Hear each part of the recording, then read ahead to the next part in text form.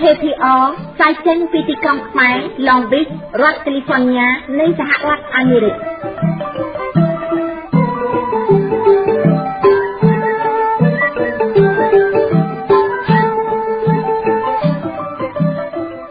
ចាស់ពីរាជធានីភ្នំពេញនាងខ្ញុំមង្គលនីដានិងសហការីផ្សាយសម្លេងនៃវិទ្យុខ្មែរប៉ុស្តិ៍សូមគោរពជំរាបសួរនិងស្វាគមន៍លោកស្រីប្រិយមិត្តអ្នកស្ដាប់វិទ្យុខ្មែរប៉ុស្តិ៍ទាំងអស់ជាទីមេត្រីចាត់ថ្ងៃនេះជាថ្ងៃ12រោចខែស្រាប់ឆ្នាំម្សាញ់បញ្ញស័កពុទ្ធសករាជ2557ដែលត្រូវនឹងថ្ងៃច័ន្ទទី2ខែកញ្ញាគ្រិស្តសករាជ2013ចាប់ប្រិយមិត្តអ្នកស្ដាប់ជាទីគោរពនៅក្នុងកម្មវិធីនៃការផ្សាយរបស់វិទ្យុខ្មែរប៉ុស្តិ៍នៅថ្ងៃច័ន្ទដើមសប្តាហ៍ទី2ខែកញ្ញានេះនាងខ្ញុំសូមនាំមកជូនប្រិយមិត្តអ្នកស្ដាប់នៅព័ត៌មានតាក់ទងទៅនឹងប្រធានគណៈបកសង្គ្រោះជាតិប្រកាសផ្លាស់ប្តូរគម្រោងមហាបាតុកម្មនៅថ្ងៃទី7ខែកញ្ញាដោយបង្វែរទៅជាពិធីបួងសួងសូមសន្តិភាពតាមព្រះរាជតម្រិះព្រះមហាក្សត្រឧបនាយករដ្ឋមន្ត្រីក្រសួងមហាផ្ទៃចេញសារាចរណែនាំកម្លាំងសមត្ថកិច្ចការពារសន្តិសុខខណៈដែលគណៈបកសង្គ្រោះជាតិបង្វែរការធ្វើមហាបាតុកម្មអហិង្សាទៅជាការបួងសួងសូមសន្តិភាពនីតិបទអត្ថាធិប្បាយនយោបាយស្ដីពីតុលាការព្រហ្មទណ្ឌអន្តរជាតិស្វាគមន៍លោកហ៊ុនសែនប្រសិនបើរដ្ឋាភិបាលចាំផ្ទះប្រើកម្លាំងលើប្រជាពលរដ្ឋក្នុងការធ្វើមហាបាតុកម្មនីតិកិច្ចសម្ភាសខ្លី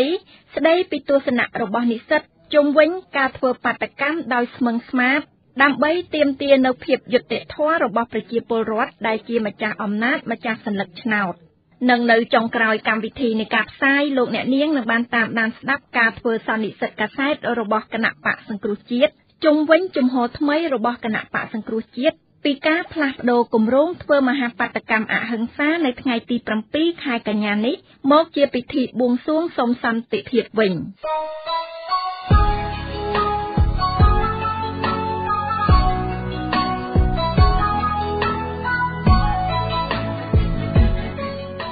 ចាលោកអ្នកនាងស្ដាប់ជាទីមេត្រីនៅក្នុងសន្និសីទសារព័ត៌មានមួយដែលរៀបចំដោយគណៈបកសង្គ្រោះជាតិនៅព្រឹកថ្ងៃច័ន្ទទី2ខែកញ្ញានេះលោកសំរងស៊ីប្រធានគណៈបកសង្គ្រោះជាតិបានប្រកាសផ្លាស់ប្តូរគម្រោងការធ្វើបាតុកម្មអហិង្សានៅថ្ងៃទី7ខែកញ្ញានេះបង្វែរទៅជាពិធីបួងសួងសូមសន្តិភាពវិញលោកសំរងស៊ីបានបញ្ជាក់ថា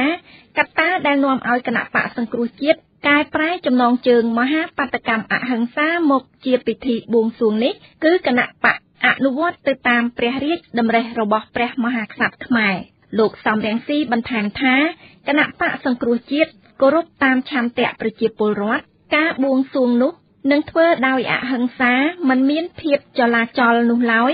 គឺដើម្បីសន្តិភាពផ្លូវកាយនិងផ្លូវចិត្តបំណងផ្ដល់យុត្តិធម៌ជូនប្រជាពលរដ្ឋលោកក៏បានអំពាវនាវឲ្យប្រជាពលរដ្ឋទូទាំងប្រទេសតាមបណ្ដាខេត្តនិងតំបន់ចូលរួមពិធីស្មឹងស្មាតបួងសួងនោះឲ្យបានគ្រប់គ្នានៅទីលានប្រជាធិបតេយ្យក្បែរវត្តភ្នំរាជធានីភ្នំពេញ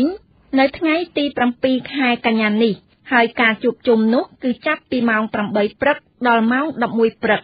សូមបញ្ជាក់ថាកាលពីថ្ងៃសុក្រទី31ខែសីហាកន្លងទៅព្រះមហាក្សត្រនៃព្រះរាជាណាចក្រកម្ពុជាព្រះបាទនរោត្តមសីហមុនីបានអំពាវនាវដល់ប្រជាពលរដ្ឋទាំងអស់បន្តរក្សាភាពស្ងប់ស្ងាត់និងភាពថ្លៃថ្នូរនៃជាតិព្រះរាជសាររបស់ព្រះមហាក្សត្រចុះព្រះហស្ថលេខានៅថ្ងៃទី30ខែសីហានោះព្រះបាទនរោត្តមសីហមុនីបានមានព្រះបន្ទូលថាមេរៀនជាប្រវត្តិសាស្ត្របានបង្ហាញថាប្រជាជាតិយើងធ្លាប់មានការបែកបាក់គ្នាការឈឺចាប់ជាច្រើនឥតគណនាព្រះរាជសារបន្តថាព្រះរាជាណាចក្រកម្ពុជាជារដ្ឋឯករាជ្យអធិបតេយ្យភាពនិងមានរដ្ឋធម្មនុញ្ញជាច្បាប់កំពូល ដែលប្រជាជាតិយើងគោរពទាំងអស់គ្នាព្រះរាជសារបានឲ្យដឹងទៀតថាលទ្ធផលនៃការបោះឆ្នោតជ្រើសតាំងតំណាងរាស្ត្រនីតិកាលទី5នឹងប្រកាសជាផ្លូវការយ៉ាងយូរត្រឹមថ្ងៃទី8ខែកញ្ញាឆ្នាំ2013នេះបានដំណើរការត្រឹមត្រូវតាមការកំណត់នៃរដ្ឋធម្មនុញ្ញសម្ដៅធានាស្ថិរភាពនិងនិរន្តរភាពនៃជាតិយើងចំណែកឯអនុប្រធានគណៈបក្សសង្គ្រោះជាតិលោកកឹមសុខាក៏បានគូបញ្ជាក់ថាបាតកម្មនៅថ្ងៃទី7ខែកញ្ញាខាងមុខជាការសម្ដែងកាយវាចានិងចិត្តហើយបាតកម្មនោះគឺសម្ដែងពីចិត្តនៃការបួងសួងដែលស្របតាមខ្លឹមសារព្រះរាជសាររបស់ព្រះមហាក្សត្រដែលអំពាវនាវឲ្យមានភាពស្ងប់ស្ងាត់និងថ្លៃថ្នូរលោកកឹមសុខាបញ្ជាក់ថាបាតកម្មដោយសន្តិវិធីគឺគោរពតាមរដ្ឋធម្មនុញ្ញដើម្បីរកយុត្តិធម៌ជូនម្ចាស់ឆ្នោតប៉ុន្តែសម្រាប់អ្នកវិភាគនយោបាយនៅកម្ពុជាលោកបណ្ឌិតឡាវម៉ុងហៃបានដាក់មន្ទិលការសង្ស័យចំពោះព្រះរាជសារព្រះមហាក្សត្រដែលបានចេញកាលពីថ្ងៃទី31ខែសីហាកន្លងមកនេះថាអាចជាការក្លែងបន្លំជាការរៀបចំឡើងដោយគណៈបកកំពុងកាន់អំណាចប៉ុណ្ណោះព្រោះបើតាមការវិនិច្ឆ័យឲ្យបានម៉ត់ចត់ទៅឃើញថាព្រះហស្ថលេខាមានលក្ខណៈដដែលគ្រាន់តែខុសទីតាំងនិងទំហំប៉ុណ្ណោះហើយព្រះហស្ថលេខានោះទៀតសោតនិង background នៃឯកសារមានលក្ខណៈខុសគ្នាចាលោកអ្នកនាងស្ដាប់ជាទីមេត្រីតកតងទៅនឹងព័ត៌មានខាងលើនេះដែរលោកអ្នកនាងនឹងបានស្ដាប់ការធ្វើសន្និសីទកាសែតរបស់គណៈបក្សសង្គ្រោះជាតិដែលបានធ្វើនៅព្រឹកថ្ងៃច័ន្ទទី2ខែកញ្ញានេះនៅពេលបន្តិចទៀតនេះឧបនាយករដ្ឋមន្ត្រីក្រសួងមហាផ្ទៃចេញសារចរណែនាំកម្លាំងសមត្ថកិច្ចការពារសន្តិសុខខណៈដែលគណៈបក្សសង្គ្រោះជាតិបង្វែរការធ្វើមហាបាតកម្មអហិង្សាទៅជាការបួងសួងសុំសន្តិភាពចាកញ្ញាសីរស្មីរាយការណ៍ជុំវិញព័ត៌មាននេះជូនលោកអ្នកនាងដូចតទៅគណៈបញ្ជាការសន្តិសុខអចិន្ត្រៃយ៍សម្រាប់ការបោះឆ្នោតកាលពីថ្ងៃអាទិត្យម្សិលមិញនេះបានណែនាំគណៈបញ្ជាការឯកភាពរាជធានីខេត្តនិងកម្លាំងសមត្ថកិច្ចចាត់វិធានការមួយចំនួនទាក់ទងគម្រោងមហាបាតកម្មអហិង្សារបស់គណៈបក្សសង្គ្រោះជាតិនៅថ្ងៃសៅរ៍ចុងសប្តាហ៍នេះសេចក្តីណែនាំរបស់ប្រធានគណៈបញ្ជាការសន្តិសុខអចិន្ត្រៃយ៍សម្រាប់ការបោះឆ្នោតលោកសខេងបានឲ្យដឹងថាដើម្បីធានាការការពារសន្តិសុខសាធារណៈក្នុងសង្គមគណៈបញ្ជាការឯកភាពរាជធានីខេត្តនិងកម្លាំងសមត្ថកិច្ចត្រូវកោះអញ្ជើញអ្នកដឹកនាំធ្វើមហាបាតកម្មមកជួបពិភាក្សាជាមុនអំពីរយៈពេលទីតាំងនៃការធ្វើបាតកម្មដោយសន្តិវិធីនិងវិធានការចាំបាច់នានាក្នុងកិច្ចសហការរវាងអ្នកដឹកនាំធ្វើបាតកម្មជាមួយនឹងអាជ្ញាធរពាក់ព័ន្ធត្រូវណែនាំក្រុមហ៊ុននាំចូលចែកចាយប្រេងឥន្ធនៈសារធាតុងាយឆេះស្ថានីយ៍ប្រេងឥន្ធនៈនិងរោងចក្រផលិតរំសេវគ្រឿងផ្ទុះទាំងអស់ត្រូវមានការយកចិត្តទុកដាក់និងប្រុងប្រយ័ត្នខ្ពស់សេចក្តីណែនាំនេះធ្វើឡើងគណៈបក្សសង្គ្រោះជាតិប្រកាសមុនមួយថ្ងៃបន្ទាប់ពីលោកសាមៀនស៊ីបានធ្វើសន្និសីទកាសែតបង្វែរពីគម្រោងមហាបាតកម្មមកធ្វើពិធីបួងសួងសុំសន្តិភាពវិញប៉ុន្តែយ៉ាងណាក្តីក្រុមអ្នកវិភាគបានចាត់ទុកការបួងសួងសុំសន្តិភាពថាគឺដូចជាការធ្វើមហាបាតកម្មអហិង្សាដូច្នោះដែរចា៎នាងខ្ញុំសេរីរស្មីវិទ្យុខ្មែរប៉ុក KPR ធ្វើសេចក្តីរាយការណ៍ពីរាជធានីភ្នំពេញចា៎ព័ត៌មានពិស្ដារដែលលោកអ្នកនាងទើបតែបានតាមដានស្ដាប់អំបញ្ញមិញចប់តែប៉ុណ្ណេះ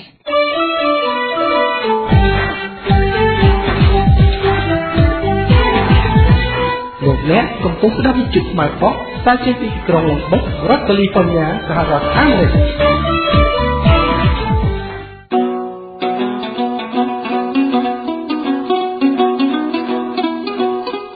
សូមជូនអត្ថាធិប្បាយនយោបាយ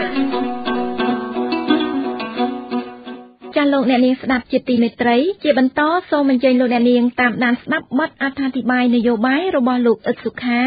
ស្ដីពីតុលាការព្រហ្មទណ្ឌអន្តរជាតិស្វាគមន៍លោកហ៊ុនសែនប្រសិនបើរដ្ឋាភិបាលចាំផ្ទះមួយនេះប្រើកម្លាំងលើប្រជាពលរដ្ឋក្នុងការធ្វើមហាបាតកម្មអហិង្សានៅថ្ងៃខាងមុខចាដូច្នេះសូមអញ្ជើញលោកអ្នកនាងតាមដានស្ដាប់ដូចតទៅ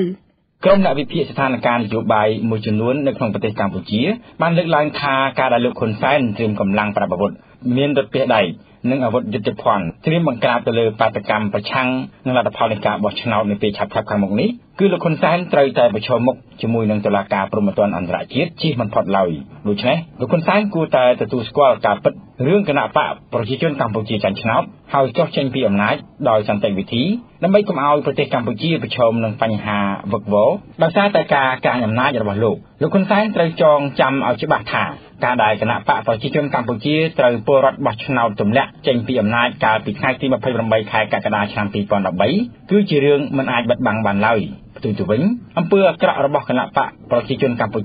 បានខុបខិតជាមួយនឹងគណៈកម្មាធិការជាតិរៀបចំការបោះឆ្នោតលួចបន្លំសិលឹកឆ្នោតបំពេញលើឆន្ទៈប្រជាពលរដ្ឋឆក់ប្លន់ជាជំនះរបស់គណៈបកសង្គ្រោះជាតិត្រូវបានមហាជនដឹងឮអស់ទៅហើយអ្នកដែលដឹងច្បាស់ជាងគេគណៈបកប្រជាជនកម្ពុជាចាញ់ឆ្នោតនោះគឺលោកហ៊ុនសែនផ្ទាល់តែម្ដងប៉ុន្តែលោកហ៊ុនសែនដែលស្ដាយអំណាចខ្លាំងពេកខំប្រឹងប្រើប្រាស់គ្រប់យុទ្ធសាស្ត្រដើម្បីក្លាយអំណាចដោយគ្មានសេចក្តីអៀនខ្មាស់ប៉ុន្តែឆន្ទៈរបស់ប្រជាពលរដ្ឋខ្មែរភាគច្រើននេះលោកមិនទុកចិត្តឲ្យលោកហ៊ុនសែនក្លាយអំណាចប្រព្រឹត្តអំពើពុករលួយបកពួកនិយមគ្រួសារនិយមធ្វើឲ្យប្រទេសជាតិប្រឈមនឹងគ្រោះថ្នាក់តទៅទៀតនោះឡើយតាមរយៈការចុះសួរសុខទុក្ខរបស់លោកសំរងស៊ីប្រធានគណៈបកសង្គ្រោះជាតិនៅឯខេត្តកំពង់ធំលោកបានមានប្រសាសន៍ថាតុលាការព្រហ្មទណ្ឌអន្តរជាតិនិងអន្តរាគមន៍ជួយដល់កម្ពុជាប្រសិនបើមានការបាញ់ប្រហារឬវាយប្រហារទៅលើប្រជាពលរដ្ឋស្លូតត្រង់ដែលចូលរួមធ្វើមហាបាតកម្មប្រឆាំងលទ្ធផលនៃការបោះឆ្នោតឆ្លៃទៅកាន់ប្រជាពលរដ្ឋនៅស្រុកជើងពៃខេត្តកំពង់ចាមឯនោះផងដែរលោកសំរងស៊ីប្រធានគណៈបក្សសង្គ្រោះជាតិក៏បានអំពាវនាវកុំឲ្យប្រជាពលរដ្ឋមានការភ័យខ្លាចក្នុងការចូលរួមធ្វើមហាបាតកម្មប្រឆាំងលទ្ធផលនៃការបោះឆ្នោតលោកសំរងស៊ីបានថ្លែងទៅកាន់អ្នកគាំទ្រទៀតថាគណៈបក្សសង្គ្រោះជាតិនិងអ្នកគាំទ្រត្រូវតែទាមទារឲ្យទាល់តែបានដើម្បីសម្រេចជ័យជំនះហើយតុលាការអក្រិតកម្មអន្តរជាតិនឹងយកផ្លូវច្បាប់មកជួយកម្ពុជាប្រសិនបើមានការបាញ់ប្រហារឬវាយប្រហារទៅលើប្រជាពលរដ្ឋស្លូតត្រង់លោកសំរងស៊ីបានសង្កត់ធ្ងន់ថាការទាមទារមានការផ្លាស់ប្ដូរដ៏ធំមួយត្រូវតែកើតមាននៅក្នុងឆ្នាំ2013ហើយជនប្រជាការត្រូវចុះចេញពីអំណាចព្រោះពលរដ្ឋមិនត្រូវការពួកគេទៀតឡើយប្រទេសកម្ពុជាចុះហត្ថលេខាជាមួយនឹងភាគីលក្ខន្តិកៈនៃតុលាការព្រហ្មទណ្ឌអន្តរជាតិនៅទីក្រុងរ៉ូមកាលពីថ្ងៃទី23ខែតុលាឆ្នាំ2000ហើយនៅថ្ងៃទី11ខែមេសាឆ្នាំ2002កម្ពុជាបានផ្ដល់សច្ចាប័នដល់តុលាការនេះជាស្ថាពរតុលាការព្រហ្មទណ្ឌអន្តរជាតិមានយុត្ថាធិការតាមច្បាប់ចាត់ការទៅលើបុគ្គលណាដែលប្រព្រឹត្តបទល្មើសព្រហ្មទណ្ឌកម្រិតធ្ងន់ដូចជាអក្រិតកម្មប្រល័យពូជសាសន៍អក្រិតកម្មប្រឆាំងមនុស្សជាតិអក្រិតកម្មសង្គ្រាមនៅក្នុងច្បាប់របស់តុលាការព្រហ្មទណ្ឌអន្តរជាតិបានកំណត់ថាបើមានការចាប់ឃុំខ្លួនមនុស្សចំនួន5នាក់និងសម្លាប់មនុស្ស5នាក់អាចចាត់ទុកជាបទអក្រិតធ្ងន់ធ្ងរហើយអ្នកប្រព្រឹត្តជៀសមិនផុតពីការប្រឈមមុខជាមួយនឹងតុលាការឡើយហេតុនេះហើយទើបក្រុមអ្នកច្បាប់នៅក្នុងប្រទេសកម្ពុជាបានវែកញែកថាតុលាការព្រហ្មទណ្ឌអន្តរជាតិគឺជាកម្លាំងដ៏រឹងមាំមួយដើម្បីរារាំងមិនឲ្យរដ្ឋាភិបាលចាំផ្ទះរបស់លោកហ៊ុនសែនប្រើប្រាស់កម្លាំងប្រដាប់អាវុធដើម្បីបង្ក្រាបមហាបាតកម្មអហិង្សារបស់ប្រជាពលរដ្ឋខ្មែរដូច្នេះលោកហ៊ុនសែនត្រូវពិចារណាឡើងវិញអំពីគម្រោងរបស់ខ្លួនក្នុងការត្រៀមកម្លាំងប្រដាប់អាវុធដើម្បីបង្ក្រាបមហាបាតកម្មអហិង្សារបស់ប្រជាពលរដ្ឋខ្មែរភាពមិនប្រក្រតីនៃការបោះឆ្នោតនៅក្នុងប្រទេសកម្ពុជាត្រូវបានគេដឹងថាកើតឡើងដោយសារតែល្បិចកិច្ចការរបស់គណៈកម្មាធិការជាតិរៀបចំការបោះឆ្នោតដែលមានលោកអ៊ឹមសុស្ដីជាប្រធានលោកទីបវិថាជាអគ្គលេខាធិការក្នុងការលួចបន្លំស្លឹកឆ្នោតជួយដល់គណៈបកប្រជាជនកម្ពុជារបស់លោកហ៊ុនសែនអំពើលួចបន្លំស្លឹកឆ្នោតបំពានឆន្ទៈប្រជាពលរដ្ឋគឺជារឿងមិនអាចបិទបាំងបានឡើយព្រោះជនរួមឈាមខ្មែរនៅសហរដ្ឋអាមេរិកកាណាដានិងបណ្ដាប្រទេសមួយចំនួនទៀតបានធ្វើមហាបាតកម្មទាមទារឲ្យអង្គការសហប្រជាជាតិជួយដោះស្រាយភាពមិនប្រក្រតីនៃការបោះឆ្នោតឲ្យបានត្រឹមត្រូវជាក់ស្ដែងកាលពីថ្ងៃសៅរ៍ទី24ខែសីហាឆ្នាំ2013កន្លងទៅសហគមន៍ខ្មែរនៅប្រទេសបារាំងបាននាំគ្នាធ្វើបាតកម្មនៅទីក្រុងប៉ារីដើម្បីទាមទារមានដំណោះស្រាយចំពោះភាពមិនប្រក្រតីនៃការបោះឆ្នោតនៅថ្ងៃទី26ខែសីហាឆ្នាំ2013ជនរួមជាតិខ្មែរនៅសហគមន៍អឺរ៉ុបនឹងប្រមូលផ្ដុំគ្នានៅមុខសហការអង្គការសហប្រជាជាតិនៅទីក្រុងហ្សឺណែវប្រទេសស្វីសដើម្បីទាមទារអន្តរជាតិដូចគ្នាហើយនៅថ្ងៃទី30ខែសីហាជនរួមជាតិខ្មែរបានប្រមូលផ្ដុំគ្នានៅមុខទីស្នាក់ការសហគមន៍អឺរ៉ុបនៅទីក្រុងប្រ៊ុយសែលប្រទេសបែលហ្សិកដើម្បីទាមទារឲ្យសហភាពអឺរ៉ុបពិនិត្យមើលភាពមិនប្រក្រតីនៃការបោះឆ្នោតនៅកម្ពុជានោះផងដែរសកម្មភាពរបស់ជនជាតិខ្មែរនៅឯក្រៅប្រទេសដែលកំពុងតែធ្វើឲ្យគណៈបកប្រជាជនកម្ពុជានៅលោកហ៊ុនសែនមានសេចក្តីព្រួយបារម្ភយ៉ាងខ្លាំងចំពោះអំពើអាក្រក់របស់ខ្លួនព្រោះការប្រើល្បិចតិចតល់លួចបន្លំស្លឹកឆ្នោតបំពេញឆន្ទៈប្រជាពលរដ្ឋឆក់ប្លន់ជាជំនះរបស់គណៈបកសង្គ្រោះជាតិត្រូវបានលាតត្រដាងជាបន្តបន្ទាប់ដូច្នេះគម្រោងធ្វើមហាបាតកម្មរបស់ប្រជាពលរដ្ឋម្ចាស់ឆ្នោតប្រឆាំងលទ្ធផលនៃការបោះឆ្នោតគឺជារឿងសមស្របហើយប្រសិនបើរដ្ឋាភិបាលចាំផ្ទះរបស់លោកហ៊ុនសែនហ៊ានប្រើកម្លាំងប្រដាប់អាវុធដើម្បីបង្ក្រាបមហាបាតកម្មអហិង្សានោះគឺលោកហ៊ុនសែនប្រកាសជាត្រូវប្រឈមមុខជាមួយនឹងតុលាការព្រហ្មទណ្ឌអន្តរជាតិជៀសមិនផុតឡើយក្រុមអ្នកវិភាគនយោបាយបានវាយតម្លៃថានៅពេលនេះ ដើម្បីខលខូចរបស់គណៈបកប្រជាជនកម្ពុជារួមជាមួយនឹងគណៈកម្មាធិការជាតិរៀបចំការបោះឆ្នោតចង់ចេញឈ្នះណាក៏ប្រជាប្រដ្ឋម្ចាស់ឆ្នោតបានដឹងនោះដែរហេតុនេះថ្នាក់ដឹកនាំគណៈបកប្រជាជនកម្ពុជានិងគណៈកម្មាធិការជាតិរៀបចំការបោះឆ្នោតគួរតែហ៊ានទទួលស្គាល់ការពិតហើយបញ្ឈប់ជាបន្ទាន់នៅល្បិចកិច្ចកោឆក់ប្លន់ជ័យជំនះរបស់គណៈបកសង្គ្រោះជាតិអ្នកសង្កេតការជាតិនិងអន្តរជាតិបានលើកឡើងថាដំណោះស្រាយនយោបាយនៅក្នុងប្រទេសកម្ពុជាមិនមែនជារឿងលំបាកទេប្រសិនបើលោកហ៊ុនសែនហ៊ានទទួលស្គាល់ការពិតថាគណៈបកប្រជាជនកម្ពុជាចាញ់ឆ្នោតហើយប្រគល់អំណាចទៅឲ្យអ្នកឈ្នះស្របតាមឆន្ទៈរបស់ប្រជាពលរដ្ឋការដែលគណៈបកប្រជាជនកម្ពុជាចល័តកម្លាំងប្រដាប់អាវុធពង្រាយរថក្រោះរថពាសដែកអាវុធយុទ្ធភ័ណ្ឌយ៉ាងជាច្រើនសន្ធឹកសន្ធាប់ដើម្បីត្រៀមបង្ក្រាបមហាបដកម្មប្រឆាំងលទ្ធផលនៃការបោះឆ្នោតមានន័យថាលោកហ៊ុនសែនកំពុងដើរលើផ្លូវខុសដោយសារតែស្រឡាញ់អំណាចខ្លាំងពេកប៉ុន្តែទោះជាយ៉ាងណាលោកហ៊ុនសែនខំប្រឹងប្រើល្បិចចិច្ចកលដើម្បីកាន់អំណាចដល់កម្រិតណាក៏មិនអាចទៅរួចនោះដែរព្រោះប្រជាពលរដ្ឋមិនសុខចិត្តឲ្យនរណាម្នាក់និងគណៈបកណាមួយឆក់ប្លន់ជាជំនះរបស់ពួកគាត់នោះបានឡើយហើយដូច្នេះនាយករដ្ឋមន្ត្រីនៃប្រទេសកម្ពុជាចាំផ្ទះគួរតែចុះចេញពីអំណាចដោយសន្តិវិធីដោយតែខ្លួនបានធ្លាប់ប្រកាសនាពេលកន្លងមកព្រោះការដែលលោកហ៊ុនសែនខ្លាំងអំណាចហើយប្រព្រឹត្តអំពើអាក្រក់កាន់តែខ្លាំងឡើងគឺលោកហ៊ុនសែនត្រូវតែប្រឈមមុខជាមួយនឹងតុលាការព្រហ្មទណ្ឌអន្តរជាតិជិះមិនរួចឡើយបាទលោកនាងទើបតែបានតាមដានស្ដាប់បទអត្ថាធិប្បាយរបស់ខ្ញុំបាទស្ដីអំពីតុលាការព្រហ្មទណ្ឌអន្តរជាតិស្វាគមន៍លោកហ៊ុនសែនប្រសិនបើរដ្ឋាភិបាលចាំផ្ទះរបស់លោកប្រើកម្លាំងទៅលើប្រជាពលរដ្ឋពេលធ្វើមហាបាតុកម្មបាទហើយគិតនៅឱកាសនេះផងដែរជួបមុខឲ្យក្រុមយុវជនស្នេហាជាតិខ្ញុំបាទសូមថ្លែងអំណរគុណដល់លោករស់សុផលនិងលោកប៉េងរួមទាំងបងប្អូនពលរដ្ឋខ្មែរមួយចំនួនទៀតនៅទីក្រុងខ្មែរឡុងបិចដែលបានឧបត្ថម្ភទឹកប្រាក់ចំនួន$400មកដល់ក្រុមនិស្សិតកញ្ញាសស៊ីណានិងក្រុមយុវជនស៊ូងសុភ័ណ្ឌជាមួយគ្នាផងដែរជំនួសមុខឲ្យគណៈបក្សសង្គ្រោះជាតិក៏សូមថ្លែងអំណរគុណដល់ក្រុមការងារសហគមន៍សម្លេងខ្មែរដើម្បីប្រជាធិបតេយ្យនៅទីក្រុងកើតកូម៉ារដ្ឋប៉ាសិនតោនដែលបានឧបត្ថម្ភទឹកប្រាក់ដល់គណៈបក្សសង្គ្រោះជាតិចំនួន$700ដើម្បីទិញទឹកម្ហូបអាហារនៅក្នុងការបួងសួងនៅទីលានប្រជាធិបតេយ្យនៅថ្ងៃទី7ខែកញ្ញាឆ្នាំ2013ខាងមុខនេះហើយទឹកប្រាក់$100ទៀតបានមកពីអ្នកស្រីមុំង៉ែតដែលបានជួយឧបត្ថម្ភទៅអ្នកស្រីមួសុខួរជាមួយគ្នាផងដែរក៏សូមថ្លែងអំណរគុណដល់បងប្អូនពលរដ្ឋខ្មែរនៅតាមបណ្ដាប្រទេសផ្សេងៗទៀតដែលបានរៀបចំធ្វើពិធីបុណ្យផ្កាសាមគ្គីរស្មីសង្គ្រោះជាតិដើម្បីបានប្រាក់មកឧបត្ថម្ភឲ្យគណៈបក្សសង្គ្រោះជាតិនៅក្នុងពិធីបាតុកម្មឬក៏ពិធីបួងសួងសូមសន្តិភាពរបស់គណៈបក្សសង្គ្រោះជាតិនៅថ្ងៃទី7ខែកញ្ញាឆ្នាំ2013ខាងមុខនេះជាមួយគ្នាផងដែរជំនួសមុខឲ្យគណៈបក្សសង្គ្រោះជាតិក៏សូមថ្លែងអំណរគុណដល់ពលរដ្ឋខ្មែរនៅប្រទេសបារាំងដែលមានលោកហែមវ៉ាន់ឆនដែលបានមូលមតិគ្នាធ្វើបុណ្យផ្ការស្មីសាមគ្គីសង្គ្រោះជាតិកាលពីចុងខែសីហាកន្លងទៅហើយក៏សូមថ្លែងអំណរគុណដល់បងប្អូនពលរដ្ឋខ្មែរនៅប្រទេសដទៃទៀតដែលគ្រោងនឹងធ្វើ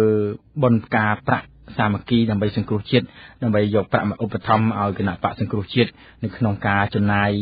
ទិញទឹកទិញម្ហូបអាហារក្នុងការធ្វើបាតុកម្មឬក៏បួងសួងសូមសន្តិភាពនៅទីលានប្រជាធិបតេយ្យនៅថ្ងៃខាងមុខនោះផងដែរនៅពេលនេះខ្ញុំបាទអញ្ជុខាសូមអរគុណសូមជម្រាបលាច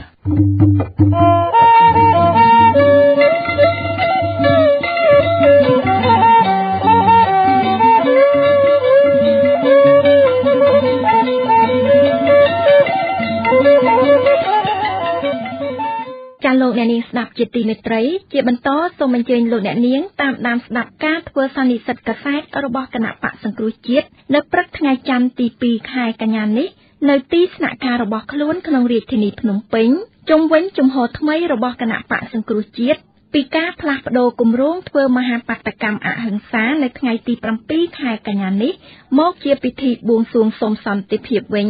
ក្រោមអធិបតីភាពលោកសំរងស៊ីប្រធានគណៈបក្សសង្គ្រោះជាតិនិងលោកកឹមសុខាអនុប្រធានដែលមានអ្នកសារព័ត៌មានជាតិនិងអន្តរជាតិអញ្ជើញចូលរួមលើកជាសំណួរទៅកាន់មន្ត្រីជាន់ខ្ពស់គណៈបក្សសង្គ្រោះជាតិទាំងពីរក្នុងនោះក៏មានខាងវិទ្យុខ្មែរប៉ុស្តិ៍តំណាងដោយលោកទៀងសច្ចៈទៅចូលរួមយកព័ត៌មានផងដែរដូច្នេះតទៅនេះសូមអញ្ជើញលោកអ្នកនាងតាមដានស្ដាប់ខ្លឹមសារដើមទាំងស្រុងដូចតទៅ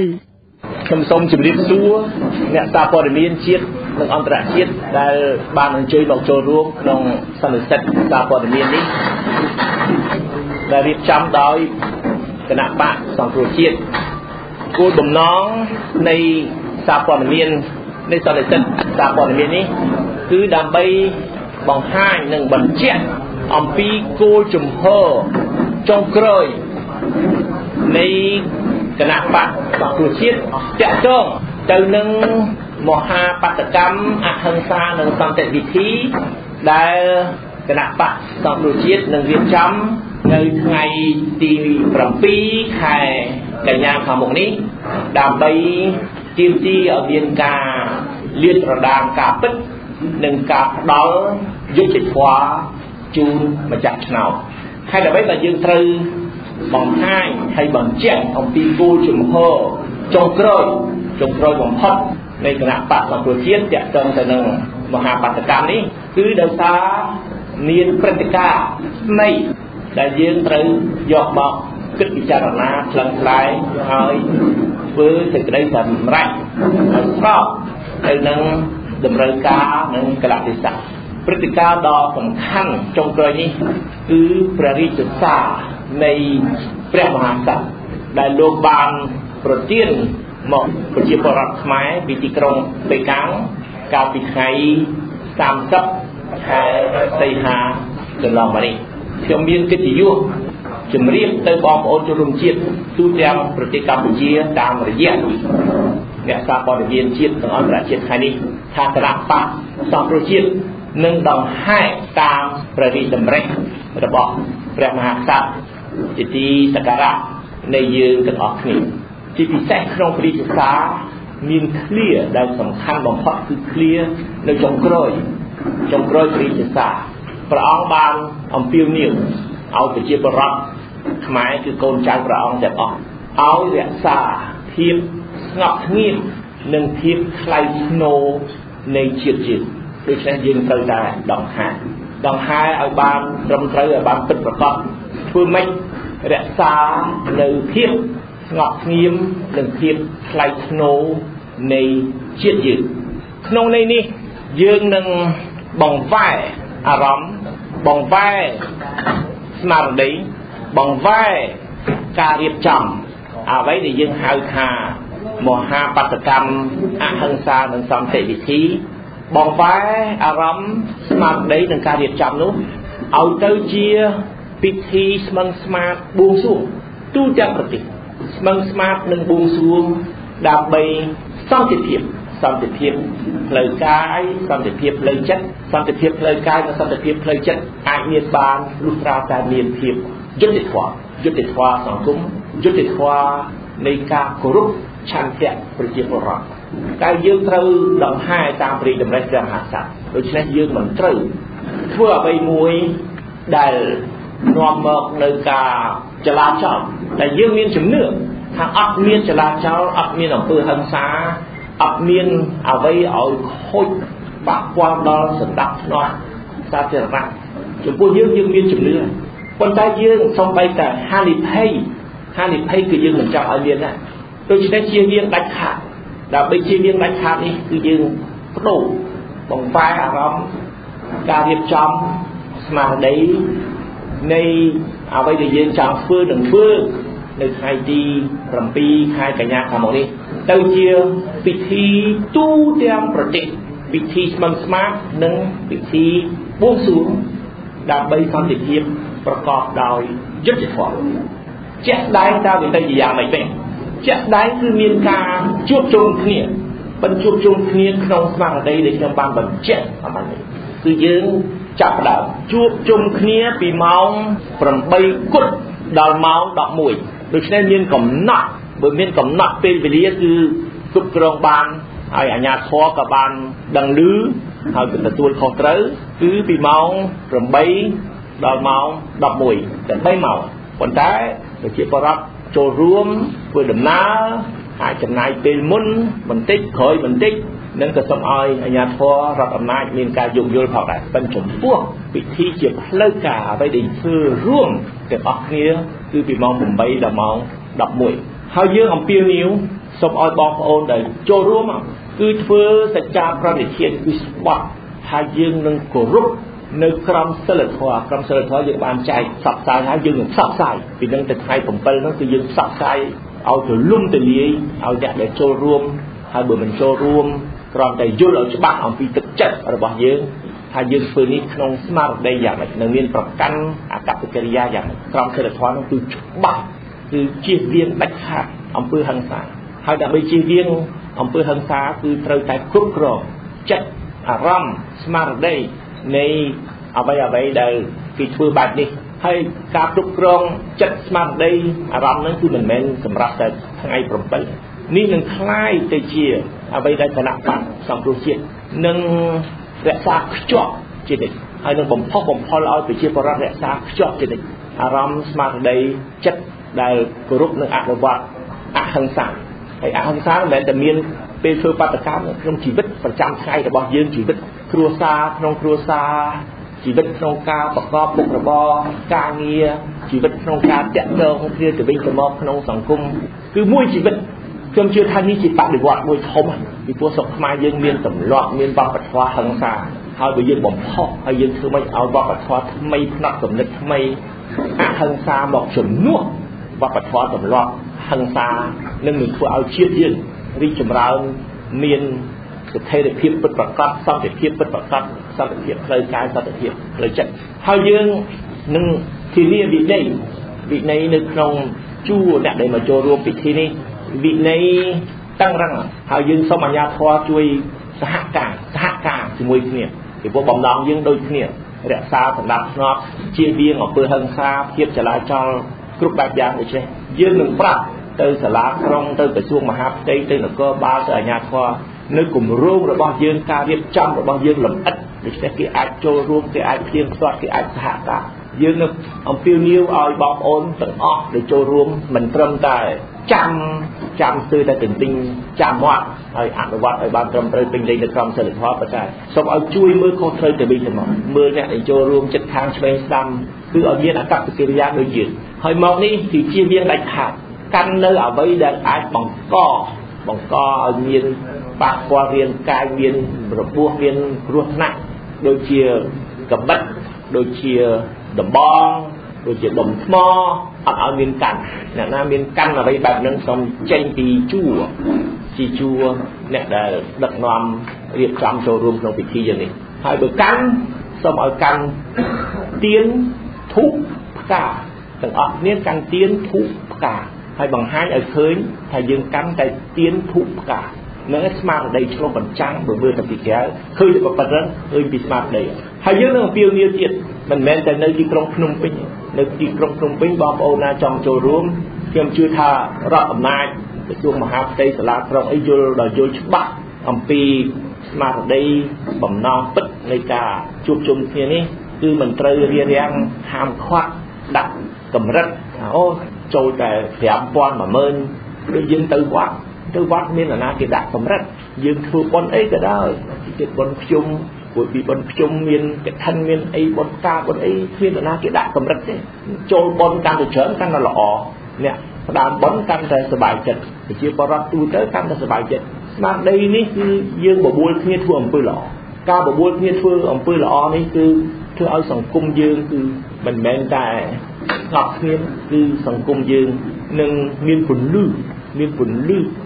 ថ្មីនាំមកនៅសេចក្តីសង្ឃឹមសុភមង្គលសម្រាប់សង្គមសម្រាប់ជាតិយើងសម្រាប់កូនចៅយើងនៅថ្ងៃមុខទៀតម៉ោង 8 យើងជួបជុំគ្នានៅទីលានប្រជាធិបតេយ្យជួបជុំគឺមានប្រសង់ដើម្បីគោរពពិធីនេះគឺមានប្រសង់ច្រើនអង្គយើងធ្វើតាមប្រពៃណីពុទ្ធសាសនាហើយចាប់ផ្ដើមម៉ោង 9 គត់ពិធីសាសនាបួងសួងគឺចាប់ដើមម៉ោង 9 គត់ហើយយើងសូមអំពាវនាវទូទាំងប្រជាណាចក្រកម្ពុជានៅតាមវត្តអារាមនេះព្រោះបងប្អូនយើងនៅជនបទច្រើនណាស់គ្រប់ខេត្តក្រុងឆ្ងាយដែលមិនអាចអញ្ជើញមកព្រំពេញបានឬមិនចង់អញ្ជើញមកក៏មិនអីណាធ្វើរៀងខ្លួននៅតាមភូមិតាមឃុំតាមស្រុកតាមខេត្តរបស់ខ្លួនអញ្ចឹងទៅវត្តរៀងខ្លួនម៉ោង 9 គត់ណារៀបចំមុនតាមការគួរអញ្ចឹងទៅប៉ុន្តែម៉ោង 9 គត់គឺយើងចាប់ដើមពិធីនេះហើយសូមអំពាវនាវទៅដល់បងប្អូនយើងដែលកាន់សាសនាផ្សេងទៀតសូមមេត្តាចូលរួមក្នុងស្មារតីនេះពីព្រោះអំពើល្អសុខសន្តិភាពយុត្តិធម៌គឺក្នុងសាសនាណាក៏មានដែរអត់មានការបែងចែកពហិអ៊ីស្លាមពហិគ្រីស្ទានសូមឲ្យបងប្អូនយើងមេត្តាចូលរួមក្នុងស្មារតីនេះហើយដាច់ខាតអត់មានការរើសអើងប្រកាន់ពុទ្ធសាសនាស្មារតីនឹងអហិង្សាគោរពគ្នាទៅវិញទៅមកស្រឡាញ់គ្នាទៅវិញទៅមកគោរពការពារសិទ្ធិមនុស្សជូនមនុស្សទាំងអស់ឲ្យមនុស្សដើមកំណើត ពីណាជាតិសាសអ្វីសាសនាអ្វី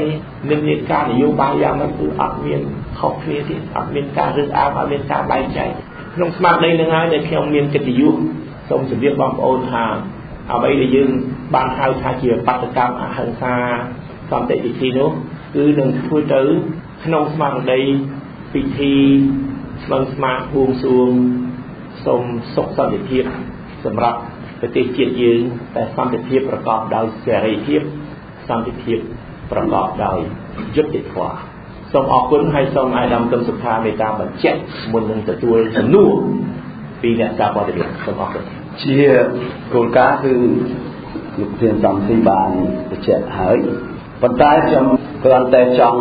បញ្ជាក់ថែមដើម្បីកុំឲ្យមានការបកស្រាយយល់ច្រឡំជាពិសេសដើម្បីឲ្យក្មួយយុវជនបើខ្ញុំគ្រាន់តែចង់ធ្វើការកត់សម្គាល់បន្ថែមដើម្បីកុំឲ្យមានការបកស្រាយយល់ច្រឡំគឺថ្ងៃទី7គឺបាតកម្មនៅតែជាបាតកម្មដដែលបាតកម្មអត្ថន័យនៃបាតកម្មនៅក្នុងរដ្ឋធម្មនុញ្ញក្តីក្នុងច្បាប់អន្តរជាតិក្តីគឺជាការបញ្ចេញមតិតាមរបៀបណាមួយដើម្បីគោលបំណងអ្វីមួយណាហើយជាអត្ថន័យនៃបាតកម្មគឺជាការសម្ដែងមតិតាមរបៀបណាមួយនិងដើម្បីផលគោលបំណងអ្វីមួយហើយនេះយើងចង់បញ្ជាក់អំពីបាតកម្មរបស់យើងដែលនឹងធ្វើនៅថ្ងៃទី7នេះគឺជាបាតកម្មតាមរបៀបអហិង្សាតាមរបៀបការប្រើប្រាស់នៅផ្លូវចិត្តនៅអារម្មណ៍ជាជាងការប្រើនៅកាយវិការ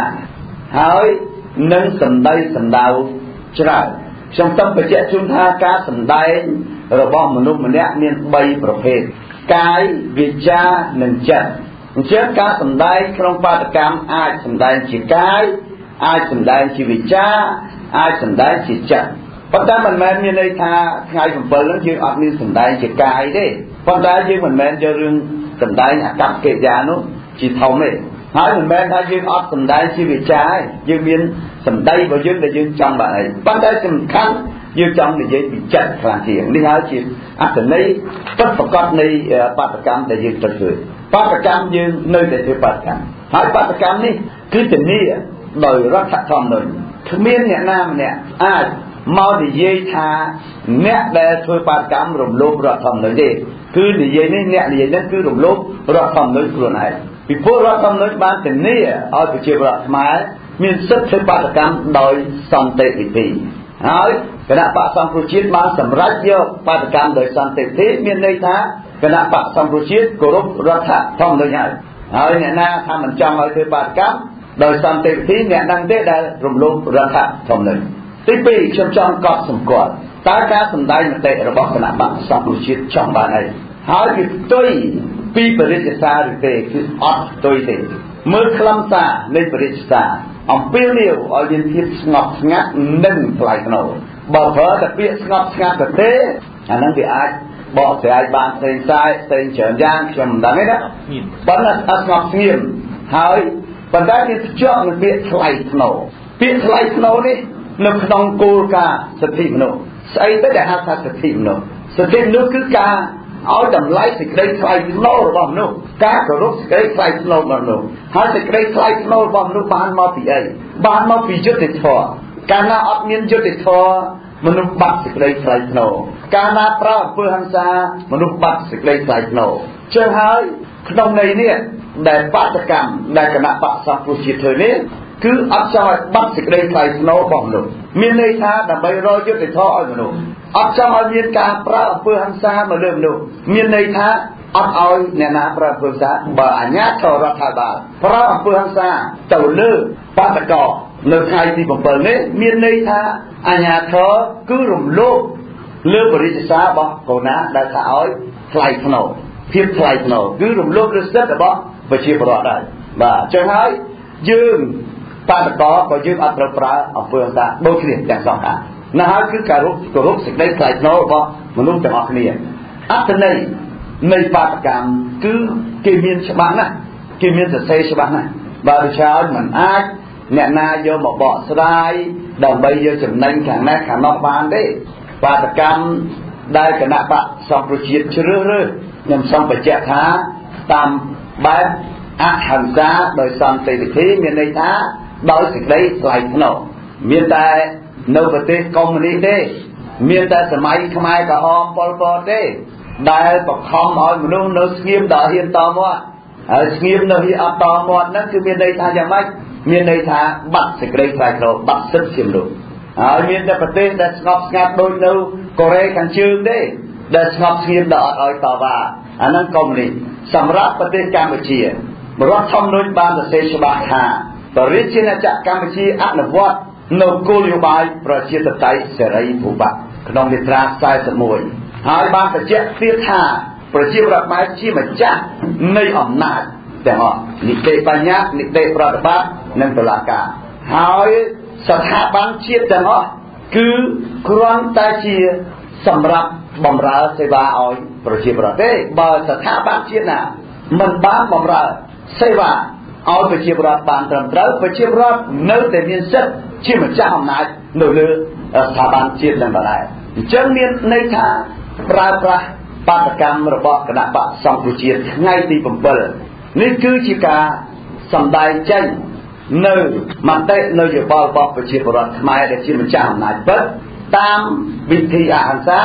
ครองกูหลงน้องเรายุติธรรมเอาครูนายต่อแบบต้องออกคนมีสมุนต้องใช่ป่ะ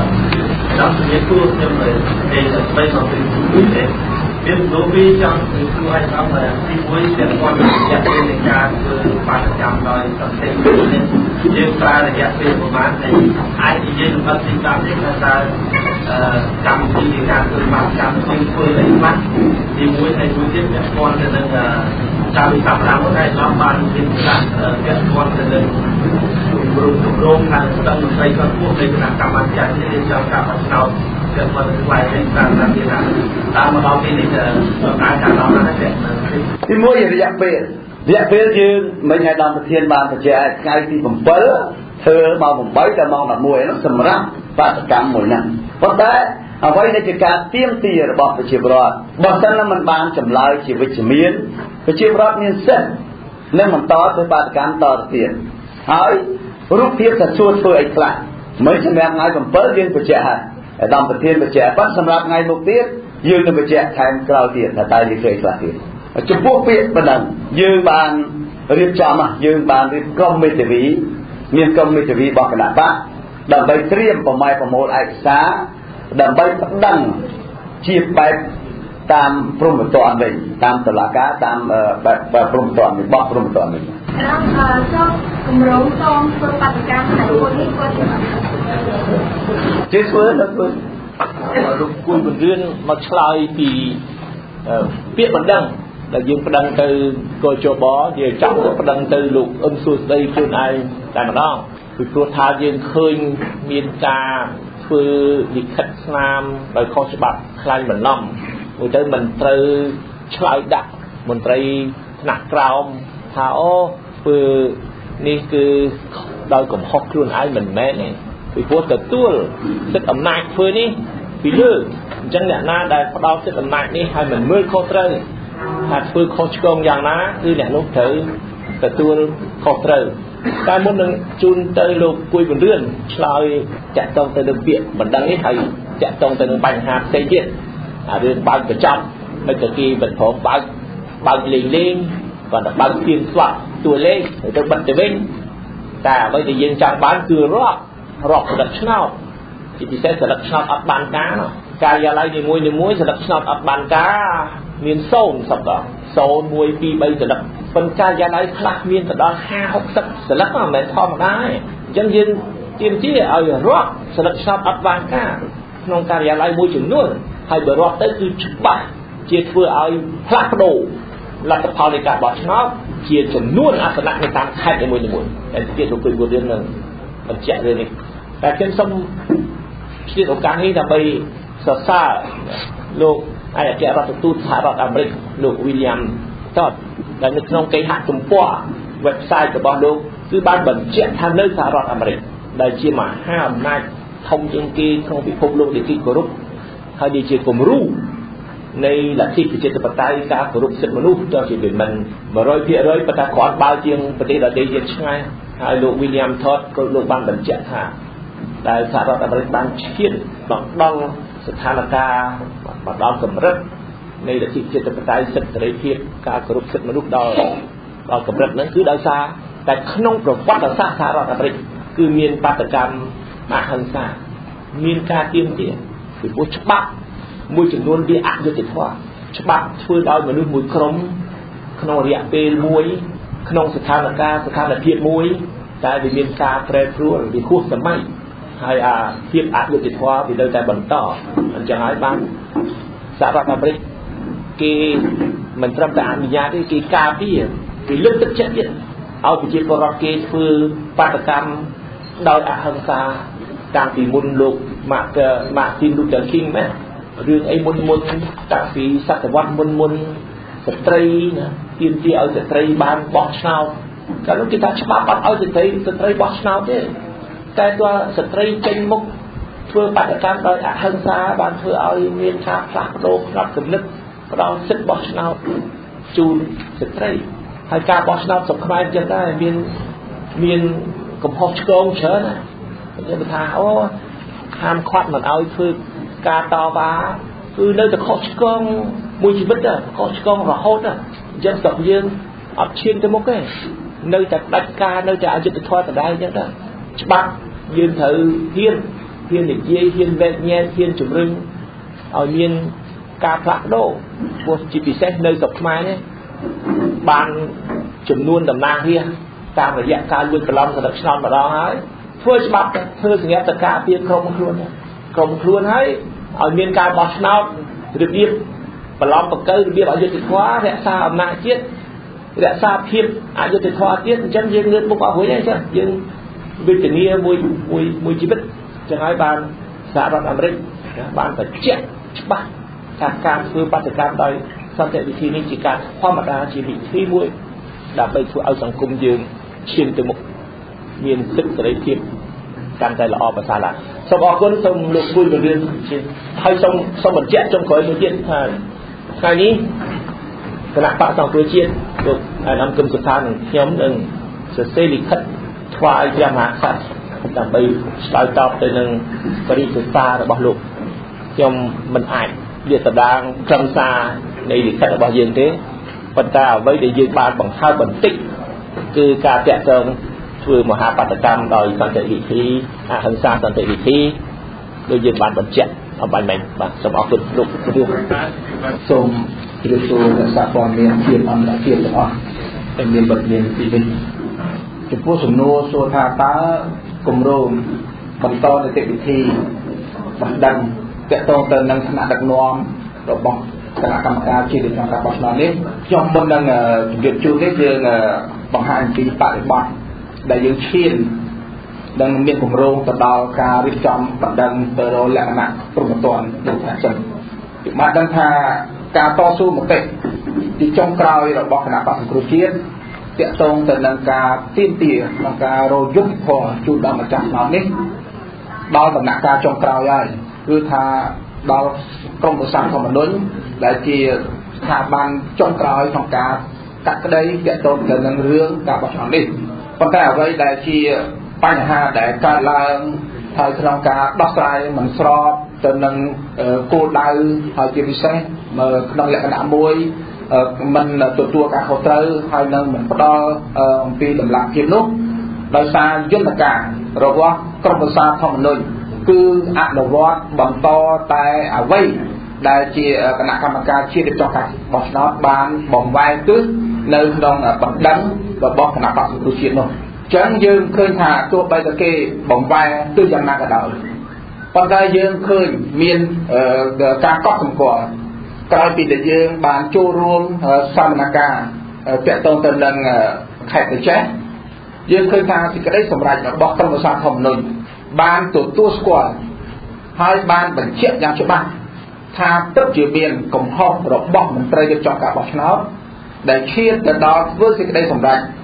ដាក់ទោសទណ្ឌដល់មន្ត្រីដែលប្រព្រឹត្តខុសហើយការដែលឈានដល់ដាក់ទោសដល់មន្ត្រីដែលប្រព្រឹត្តខុសនេះមិនមែនជារឿងធម្មតាទេគឺធ្ងន់ធ្ងរ ហើយយើងអាចសន្និដ្ឋានថាវាប៉ះពាល់ដល់លទ្ធផលនៃការបោះឆ្នោតយ៉ាងពិតប្រាកដជាងមែនប៉ុន្តែជាការបិទបាំងហើយជាការមិនបានអនុវត្តឲ្យបានត្រឹមត្រូវនឹងហើយជាបញ្ហាអញ្ចឹងយើងឃើញថាអ្នកដែលទទួលទោសគឺឲ្យទៅមន្ត្រីថ្នាក់ក្រោមបាទដែលការិយាល័យទូចតាចតែប៉ុណ្ណោះហើយយើងបានដឹងថាមន្ត្រីទាំងអស់ហ្នឹងដែលអនុវត្តមិនមែនតែធ្វើដោយខ្លួនឯងទេគឺធ្វើដោយមានការបញ្ជាតាមជាការពិតប្រាកដបើតាមផ្លូវច្បាប់អ្នកដែលប្រព្រឹត្តអ្នកដែលសំគំនិតអ្នកដែលអ្នកបញ្ជាត្រូវមានទោសដូចគ្នាប៉ុន្តែនេះអ្នកធំដែលជាអ្នកទទួលខុសត្រូវនៅក្នុងច្បាប់ស្តីពីការបោះឆ្នោតគឺគណៈកម្មាធិការជាតិរៀបចំការបោះឆ្នោតហ្នឹងហើយជាអ្នកទទួលខុសត្រូវក្នុងការរៀបចំហើយដែលធានារាល់យន្តការរាល់នីតិវិធីទាំងអស់ដើម្បីឲ្យមានការបោះឆ្នោតមួយប្រកបដោយសេរីត្រឹមត្រូវយុត្តិធម៌ប៉ុន្តែនេះជាមូលដ្ឋានមួយដែលគណៈបក្សសង្គ្រោះជាតិយកធ្វើជាមូលដ្ឋានក្នុងការបន្តនីតិវិធីប្តឹងទៅតុលាការអញ្ចឹងមូលដ្ឋានដែលយើងកំពុងតែសិក្សាជាមួយមេធាវីនេះដើម្បីឲ្យបណ្ដឹងរបស់យើងមានទម្ងន់ថាដោយច្បាប់គឺយើងយកបរិបទពីរគឺថាទី1យើងមើលតាមច្បាប់ព្រហ្មទណ្ឌដែលយើងមើលឃើញអំពី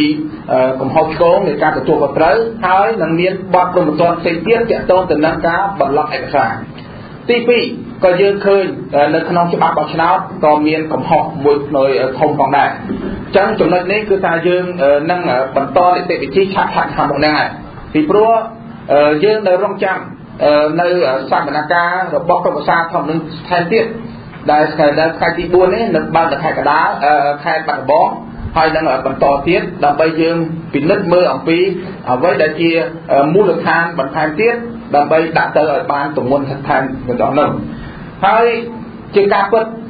ឡូវនេះគឺគណៈកម្មការជាតិរៀបចំការបោះឆ្នោតកំពុងតែចំកិច្ចវេះហើយមិនបានអនុវត្តឲ្យបានត្រឹមត្រូវទៅលើសេចក្តីសម្រេចរបស់ក្រុមប្រឹក្សាធម្មនុញ្ញជាគោលការណ៍គឺថាគណៈកម្មការជាតិរៀបចំការបោះឆ្នោតទាំង9ហ្នឹងត្រូវយកសេចក្តីសម្រេចក្រុមប្រឹក្សាធម្មនុញ្ញហើយនឹងធ្វើការពិនិត្យហើយអនុវត្តឲ្យបានពេញលេញទៅតាមច្បាប់ដែលមានចែងប៉ុន្តែខ្ញុំមើលតាមច្បាប់សារព័ត៌មានដែលចេញព្រឹកនេះគឺយើងឃើញថាអគ្គលេខាធិការរបស់គោជបនោះបានដើរតួជំនួសសមាជិកគោជបទាំង9នាក់ហ្នឹងថាបីដោយថាមិនចង់ឲ្យមានការដាក់ទណ្ឌកម្មទៅលើដែលមន្ត្រីប្រព្រឹត្តខុសនោះទេដោយសារទី1ក៏ប្រើប្រាស់ថាជាកំហុសបច្ចេកទេសតិចតួចហើយទី2ដែលយល់លេសថាមន្ត្រីទាំងអស់ហ្នឹងគឺធ្វើការរយៈពេលខ្លីមានប្រាក់ខែតិចតួចបើកាលណាដាក់ទណ្ឌកម្មច្រើនពេកវិន័យខ្លាំងពេកនឹងធ្វើឲ្យប៉ះពាល់ដល់ការរៀបចំការបោះឆ្នោតលើកក្រោយមិនមានមន្ត្រីចូលរួមហើយចំណុចនេះគឺថាมันអាចកិច្ចវេចបែបរបៀបនឹងបានទេហើយទី2ការរៀបចំការបោះឆ្នោតលើកក្រោយក៏យើងមិនត្រូវការរើសមន្ត្រីរបៀបនឹងដើម្បីឲ្យធ្វើរួចយើងចោទថាមានការប៉ះពាល់តិចតួចហើយធ្វើឲ្យប៉ះពាល់ដល់លទ្ធផលដែលសិលឹកឆ្នោតប៉ះពាល់ដល់អាសនៈរបស់គណៈបកទៅទៀតដែរនេះជាបញ្ហាដូច្នេះយើងទាមទារថាស្នើសុំឲ្យអនុវត្តបានត្រឹមត្រូវហើយទីនោះទៀតការដែលយើងប្តឹងមន្ត្រីជាន់ខ្ពស់ថ្នាក់ដឹកនាំគោជបនេះយើងមិនប្តឹងតែមួយទេយើងដាក់ថែមមួយទៀតព្រមទាំងគូគាត់ដើម្បីឲ្យបន្តពីព្រោះការរៀបចំកំហុសឆ្គងនៃការលួចបន្លំកេងបន្លំសិលឹកឆ្នោតនេះគឺមិនមែនលក្ខណៈដោយប្រយោលទេគឺមានលក្ខណៈជាប្រព័ន្ធអញ្ចឹងយើងត្រូវការវេកមុខតើស្ថាប័នណាអង្គការណាខ្លះដែលពាក់ព័ន្ធមន្ត្រីណាខ្លះនាយកដ្ឋានណាខ្លះខេត្តក្រុងណាខ្លះដែលតាក់ទងដូច្នេះយើងដាក់ប្តឹងដាក់ដំណំហើយរួមទាំងគូគាត់ទាំងទៀតយើងនឹងដាក់នៅពេលឆាប់ៗនេះដោយសារយើងការប្តឹងព្រហ្មទណ្ឌនេះយើងឃើញថាពិនិត្យមើលអញ្ញាយុការខុសពីវែងឆ្ងាយហើយមិនមែនដោយការកំណត់ដែលត្រឹមដំណោះស្រាយនៃការបោះឆ្នោតប៉ុណ្ណឹងទេអញ្ចឹងយើងនឹងប្រមូលផុសតាមបានច្រើនទៀតដើម្បីឲ្យមានទម្ងន់បាទអានេះគឺសូមបញ្ជាក់ប៉ុណ្ណឹងសូមអរគុណចាប់សកម្មហើយមានទម្ងន់មួយទៀតហ៎ហើយដល់ចូលមកពីអាកុំសូមជួយឲ្យសំខាន់ណាហើយដល់តាមយើងប្រកាសថា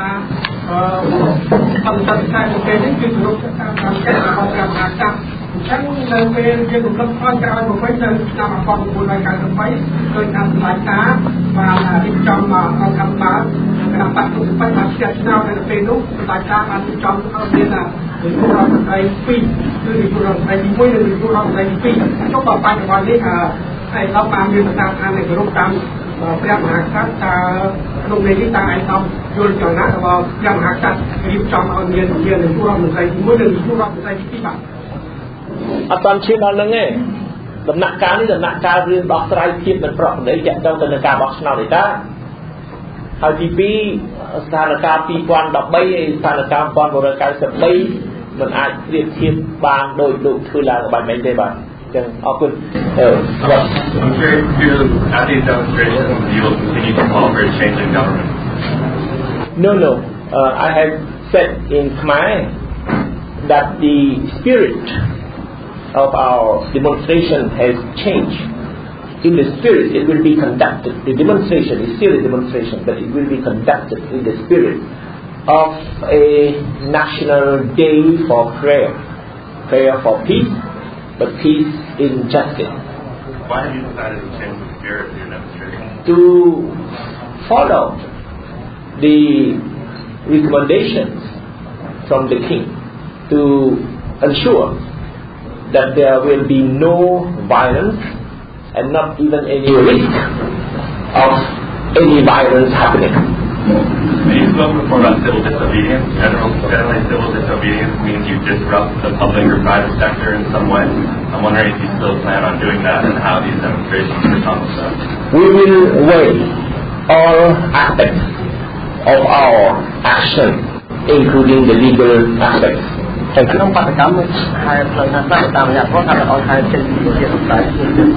យើងនឹងសហការជាមួយអាជ្ញាធរយ៉ាងហោចណាស់គឺនៅ snow ដែលពិធីបួងសួងត្រូវមានកន្លែងណាមួយច្បាស់លាស់យើងត្រូវនិមន្តប្រសង់រៀបចំពិធីហ្នឹងគឺនៅទីលានប្រជាធិបតេយ្យហើយក្រុមស្មារតីនេះខ្ញុំនិយាយមិនថាបួងសួងហើយនឹងស្មៅស្មារហើយមនុស្សដែលចូលរួមយើងមិនអាចដឹងថាចូលរួមប៉ុន្មានទេហើយអាជ្ញាធរក៏មិនត្រូវហាមឃាត់នរណាដែរបើគេចង់ចូលរួមហើយមិនចូលរួមក្នុងពេញណាខ្ញុំនិយាយមិននៅតាមវត្តអារាមនានាទូទាំងប្រទេសកម្ពុជាបើគេធ្វើពិធីបួងសួងនៅតាមវត្តយើងអីទៅហាមឃាត់ទេកុំចូលវត្តកុំទៅបួងសួងកុំទៅសូត្រធម៌អត់បានទេមានតែធ្វើអីបាក់ទៅគិតអីជាមួយនឹងណាផ្ទុយទៅវិញយើងចង់អំពាវនាវឲ្យខ្មែរទាំងអស់គ្រប់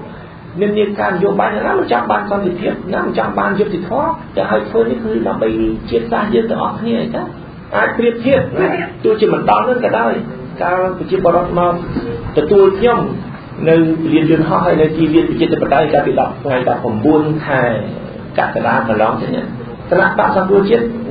មិននឹកស្មានថាមានមនុស្សច្រើនដល់ប៉ុណ្ណឹងយើងគាត់ថាចង់រៀបចំមនុស្ស 20,000 នាក់អីប៉ុណ្ណឹងតែពី 30,000 នាក់ 40,000 នាក់ក៏ដោយប៉ុន្តែច្រើនជាងនឹងច្រើនជាងរហូតដល់10ដងនឹងតែយើងប៉ុន្តែធ្វើមិនតែយើងធានាថាពេលនោះមនុស្សច្រើនកអត់មានឧបទ្ទហេតុអត់មានចលាចលអត់មានអំពើហិង្សាអ្វីក៏ទាំងអស់អញ្ចឹងយើងគេថាវាកក់ក្ដៅក្នុងចិត្តហើយឬមកនេះក្នុងបំណងល្អអត់មានរឿងអីអត់មានផលប្រយោជន៍អ្វីទៅបង្កឲ្យមានអំពើហិង្សាមានចលាចលហើយដល់នោះមនុស្សរាប់ផ្សាយចូលលៀនផងក៏មិនដឹងបានមកជួបជុំគ្នាអត់មានបញ្ហាអីឥឡូវគាត់ទៅធ្វើពិធីបួងសួងខ្ញុំជឿថាអ្នកនេះចូលរួមនឹងតិចជាងឆ្ងាយដូច្នេះអាជ្ញាធរមិនត្រូវបារម្ភទេអាចប្រហែលក្បួនចេញពីទីលានចាំមើលសភាពការមិនចាំបាច់ទេបួងសួងគឺបួងសួងហើយណាបួងសួងអត់ចាំបាច់ហែក្បួនទេប៉ុន្តែថាអ្នកដែលចូលរួមច្រើនមានបំណងចង់ចូលរួមច្រើនខ្ញុំសូមជម្រាបកុំឲ្យបាត់ផ្លូវអញ្ចឹងបើយើងដូរស្មារតីយើងហៅថាបដកម្មនៅហៅថាបដកម្មចឹងស្មារតីនេះទៅជាស្មារតីក្នុងស្មារតីបួងសួងស្រាប់តែដាក់បារះកុំឲ្យអ្នកមកពីខេត្តកដាលពីកំពង់ស្ពឺចូលវាខុសអញ្ចឹងយើងម្នាក់យើងត្រូវបាត់បែរតាមហ្នឹងហើយបើមនុស្សច្រើនពេកទៅដល់ច្រើនកកដូចកាលថ្ងៃ19ខែកក្កដាកក់កុនតាមផ្លូវចង់ដើរទៅណាទៅដើរមួយទេតែនោះចាំ5 6 ម៉ោងចុះគ្រប់គ្នាដើរទៅណាទៅដើរមួយដែរដូច្នេះដល់ម៉ោង11ដល់ចប់នឹងចប់នឹងត្រឡប់ទៅផ្ទះរៀនខ្លួនវិញទៅវាចាប់ទៅនឹងប៉ុន្តែបដកម្មណាគឺគេចង់បង្ហាញណាធ្វើបងគឺគេចង់បង្ហាញហើយគេចង់ឲ្យមានអ្នកចូលរួមច្រើនឃើញល្អឃើញ អ្នកដែលមកធ្វើបន់ជាមួយយើងអ្នកបួងសួងជាមួយយើងច្រើនបន់ការបន់កឋិនអីគឺយើងសប្បាយចិត្តមានអ្នកចូលរួមច្រើនហើយបាតកម្មនេះយើងសប្បាយចិត្តមានអ្នកចូលរួមច្រើនព្រោះឃើញថាមានទឹកចិត្តដូចគ្នាមិនមែនប្រងើយកតើឲ្យគេលួចផលិតឆ្នោតតាមចិត្តឲ្យគេប្រកាសលទ្ធផលលើគោកឲ្យគេកាន់អំណាចជិះជាន់យើងបើថាខ្មែរយើងយល់ឃើញថានេះជាឱកាសមួយដើម្បីយើងបង្ហាញទឹកចិត្តដោយអហិង្សាដោយសន្តិវិធីមកបួងសួងមកស្នើស្មាតប៉ុន្តែអ្នកដែលចូលរួមហ្នឹងគឺមានន័យហ្នឹងហើយមានន័យថាស្រឡាញ់យុត្តិធម៌ចង់បានយុត្តិធម៌ចង់ឲ្យគេទទួលស្គាល់ការពិតកុំយករឿងដែលផ្ទុយពីការពិតសទៅជាខ្មៅទៅជាសមកគៀបសត្វឲ្យគេទទួលយកទទួលលេបអ្វីដែលជាអយុត្តិធម៌ជាទីបំផុតការតវ៉ាមានការតវ៉ាច្រើនយ៉ាងច្រើនរូបភាពប៉ុន្តែរូបភាពយើងនេះគឺរូបភាពអហិង្សាសន្តិវិធីស្ងប់ស្ងៀមថ្លៃថ្នូរដោយអ្វីដែលព្រះមហាក្សត្រលោកបានមានព្រីបន្ទូលសូមអរគុណចាប់ប៉ុណ្ណឹងបាទ Dạ tôi làการcoi trong cái kia còn ai đông đại diện chính mà đó chính ai đông toàn bàn coi trong năm với trung bình thành phố đại diện chính để bàn coi cho mà ai đông vô lần nào đấy là khi đại diện chính tha cho các cái tôi thì là bắt một cái là nằm bắt cái cầm chiếc để cái tôi làm gì ai đông phương hàng ai đông phương hàng tôi mới tôi có vào bàn chắc đây là mình lên chung một quả cái chung nặng nước bằng cái tôi làm gì rồi cái ai đông mìnhการcoi tôi là nào đấy trung bình bàn hàng này đó bác trong từ tôi từ một trong khối từ một TVរបស់សម្ដេចយេស៊ុសហើយអ្វីដែលសំខាន់ហ្នឹងក្នុងលិខិតហ្នឹងគឺថាមានបញ្ជាក់ថាជំនួសថ្នាក់កម្ពុជាគឺអាចនឹងមានតាមអ្វីដែលសរសេរនោះគឺថាគួរតែមានស្ថាប័នដែរដូច្នេះគឺផ្លូវនៅបើកទ្វារនៅបើកយើងមានសង្ឃឹមរឿងបាតកម្មយើងនេះហើយលិខិតសម្ដេចយេស៊ុសនេះអត់មានផ្ទុយទេក្នុងន័យចង់បានសុខសន្តិភាពទាំងអស់គ្នាយុត្តិធម៌ស្ងប់ស្ងៀមថ្លៃថ្នូរដូច្នេះអត់ផ្ទុយគ្នាទៅសោះផ្ទុយទៅវិញយោងគ្នាវាពង្រឹងគ្នាទៅវិញទៅមកនេះស្មារតីហ្នឹងបាទអត់មួយទៀតឲ្យដល់ជួបដែរឲ្យដល់ថាតាមរយៈខិតគ្នានឹងបាតកម្មនេះធ្វើឲ្យការវិភាគឲ្យដល់ទៅនឹងទូទៅបានមុនការកាត់បន្ថយទៅការនេះបាទខ្ញុំមិនអាចទូជួយបានអានោះក៏តែមានសុខឆន្ទៈក្នុងសង្ខារជាប់ក្នុងលិខិតផ្ញើជូនមុនសម្រាប់យើងហ្នឹងថាជាទៅរកការធ្វើកែសម្រួលនយោបាយការកែសម្រួលនយោបាយតាមលើនយោបាយនោះដែលឲ្យដល់មានប្រសាសន៍ការពីទៅមុនដល់ថានយោបាយនោះឬកែស្មើកែនយោបាយមកកែនឹងគឺស្របទៅនឹងអ្វីដែលគណៈបកសង្គ្រោះជាតិតែងតែលើកឡើងមុនបោះឆ្នោតពេលយុទ្ធនាការបោះឆ្នោតចង់មានការផ្លាស់ប្ដូរផ្លាស់ប្ដូរឲ្យប្ដូរនឹងអ្វីដែលសំខាន់គឺប្ដូរនយោបាយយើងឃើញថានយោបាយរដ្ឋាភិបាលសប្តាហ៍ថ្ងៃមិនល្អប៉ះពាល់ដល់ជីវភាពប្រជារាស្ត្រសិទ្ធិសេរីភាពប្រជារាស្ត្រភាពថ្លៃថ្នូរប្រជារាស្ត្រប៉ះពាល់ផលប្រយោជន៍ជាតិបាច់និយាយយើងដឹងអស់ហើយដូច្នេះបើប្ដូរនយោបាយត្រូវតែមានការកែតម្រង់គឺកែល្អកែមិនកែនយោបាយកែស្ថាប័នរដ្ឋទៀតព្រោះស្ថាប័នរដ្ឋដែលអនុវត្តនយោបាយទាំងអស់ហ្នឹងតើយើងបដូរទាំងស្ថាប័នរដ្ឋបដូរទាំងគោលនយោបាយបដូរទាំងនយោបាយដែលយកមកអនុវត្តបើយើងចង់ឲ្យឃើញផលចំណេញដល់ជាតិយើងគឺត្រូវតែកែតម្រង់រៀបចំប្រទេសឡើងវិញហ្នឹងសម្រាប់ជាសិនដែលសរសេរមកខ្ញុំហ្នឹងអត់លោកនេះអត់មានបកកែថារឿងហ្នឹងដែលយើងយល់ចិត្តគ្នាដែរថាត្រូវតែមានការ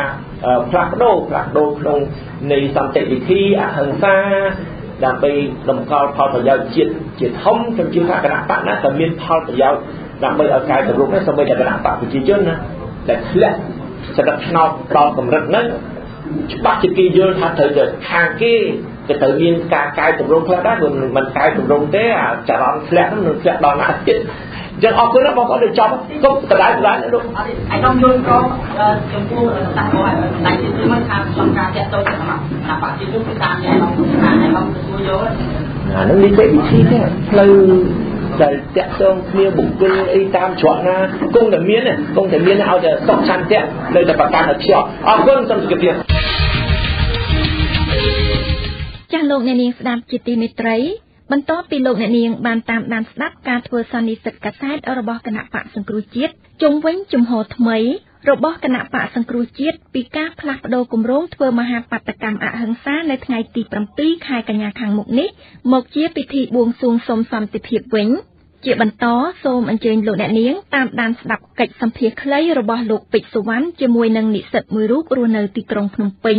ស្ដីពីទស្សនៈរបស់និស្សិតជុំវិញការធ្វើបាតកម្មអហិង្សាដោយស្មឹងស្មាតដើម្បីទាមទារនូវភាពយុត្តិធម៌របស់ប្រជាពលរដ្ឋដែលជាម្ចាស់អំណាចម្ចាស់សន្លឹកឆ្នោតដែលនឹងធ្វើឡើងនៅថ្ងៃទី7ខែកញ្ញាឆ្នាំ2013នេះ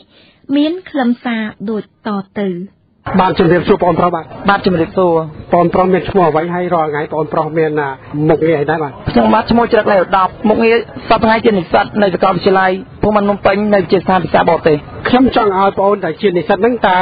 ក្នុងចំណោមនិស្សិតយើងដែលរៀននៅជាមួយបងហ្នឹងមានទស្សនៈបែបណាដែរនៅពេលដែលលទ្ធផលការបោះឆ្នោតបានចេញរួចហើយឃើញថាគណៈបកប្រជាជនហ្នឹងបានទទួល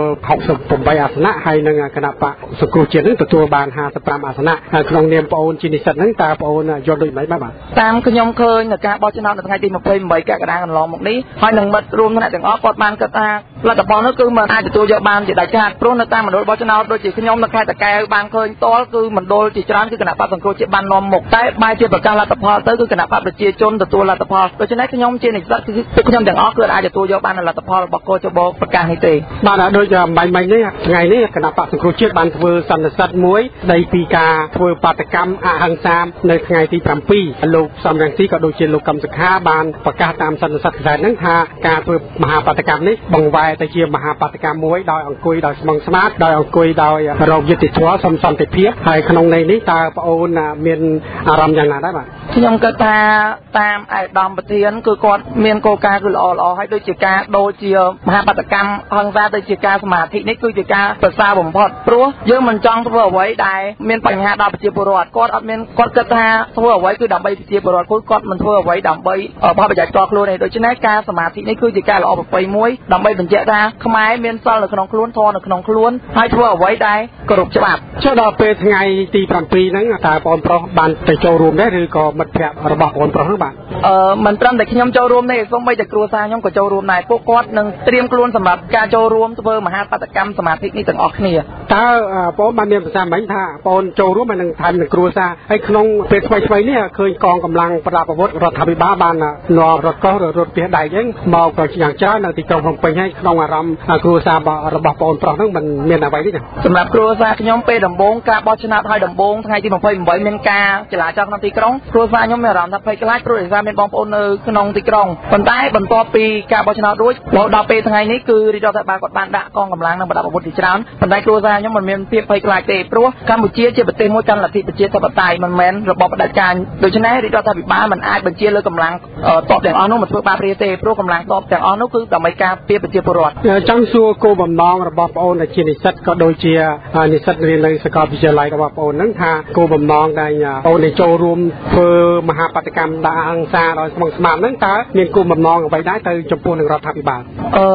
សម្រាប់ខ្ញុំតែខ្ញុំមិនដឹងចិត្តថាពួកម៉ាក់ខ្ញុំទេប៉ុន្តែសម្រាប់ខ្ញុំផ្ទាល់គឺការធ្វើមហាបាតកម្មនេះដើម្បីទាមទារយកយុត្តិធម៌ភាពត្រឹមត្រូវនិងឆន្ទៈរបស់ប្រជាពលរដ្ឋនៅការពីថ្ងៃបោះឆ្នោតថ្ងៃទី28កក្កដានេះគឺមិនចង់ឲ្យថាគណៈបកមួយឈ្នះដោយការលួចសន្លឹកឆ្នោតគណៈបកមួយចាញ់ដោយមិនអស់ចិត្តគឺការចូលរួមនេះដើម្បីទាមទាររកយុត្តិធម៌បើចាញ់ឲ្យអស់ចិត្តបើឈ្នះដោយមានន័យបាទសូមថ្លែងអំណរគុណបងប្រុសឈ្មោះឧត្តមដែលបានធ្វើកិច្ចសម្ភាសជាមួយនឹងវិទ្យុខ្មែរប៉ុស្តិ៍បាទសូមជម្រាបលាបាទសូមជម្រាបលាចា៎នៅចុងបញ្ចប់នៃកម្មវិធីផ្សាយថ្ងៃនេះនាងខ្ញុំសូមផ្លាស់ប្ដូរអារម្មណ៍លោកអ្នកនាងមកតាមដានស្ដាប់កំសាន្តជាមួយនឹងបទចម្រៀងមហោរីមួយបទក្រោមចំណងជើងថាខ្ញុំខុសធ្ងន់ណាស់ចាលំនាំបទចុងក្បោះនិពន្ធទំនុកច្រៀងដោយលោកសេងសយហៅលោកស្បៃវែងនិងច្រៀងជូនដោយលោកផនសតុំចាសូមអញ្ជើញលោកអ្នកនាងរីករាយកំសាន្តដូចតទៅ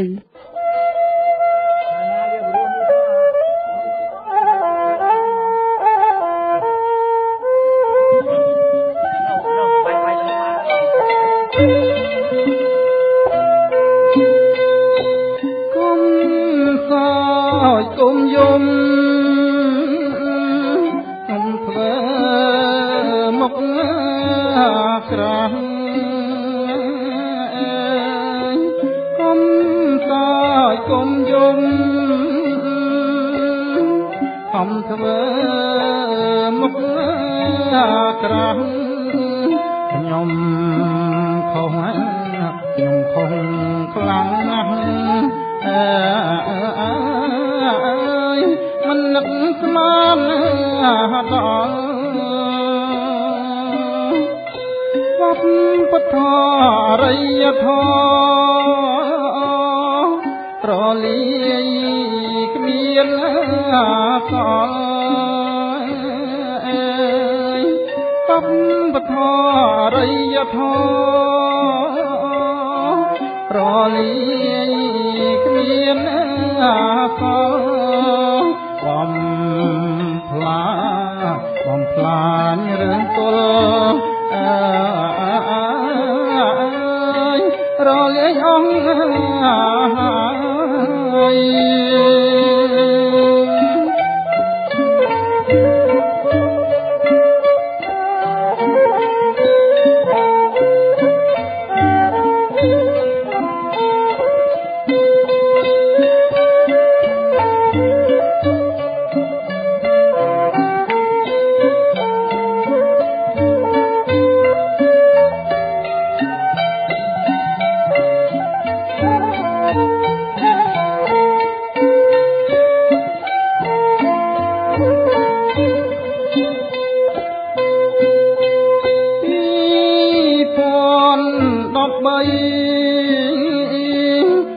ប្រុងស្រី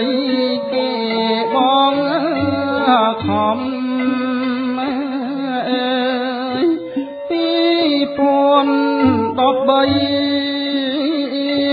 ខ្មែរប្រុសស្រីគេបងខំបងឆ្នោតទម្លាក់រូបខ្ញុំម៉ែអើយជួយផង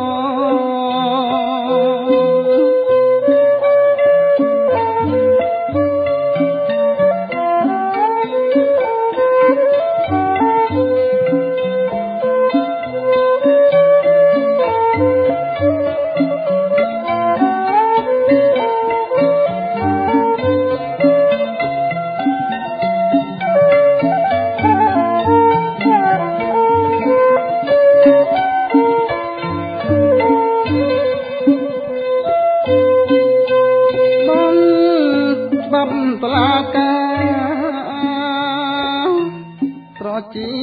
អង្គជំនឿហើយ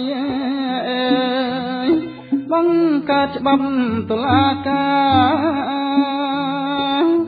ប្រជាអង្គជំនឿហើយគ្មានសល់អ្វីឡើយ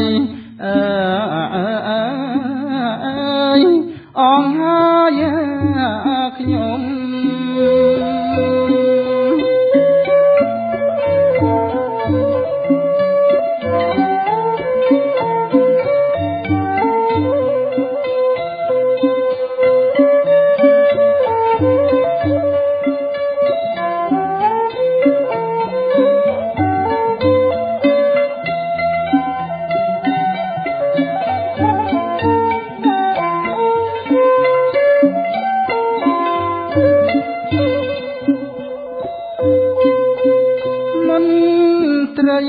អែបអបរណបចង់ធ្វើធំ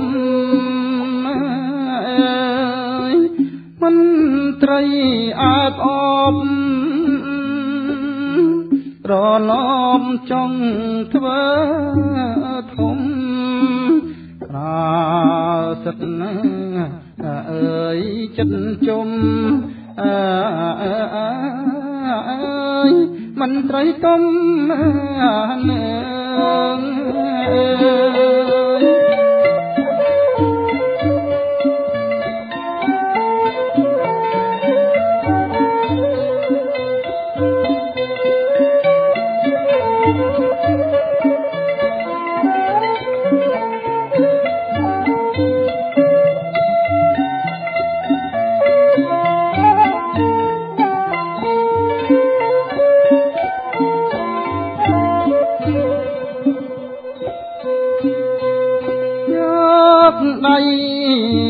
ថ្ងាស់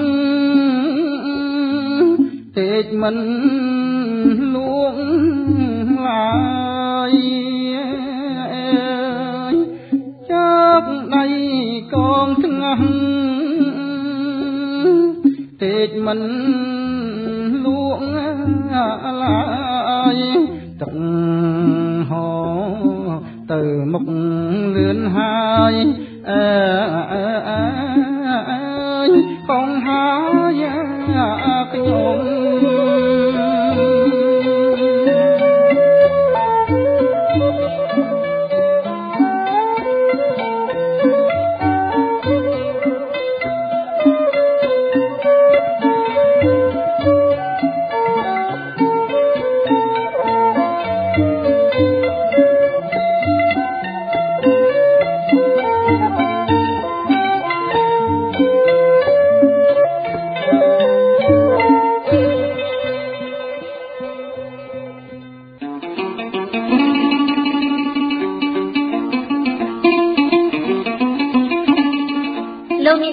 ទីមេត្រី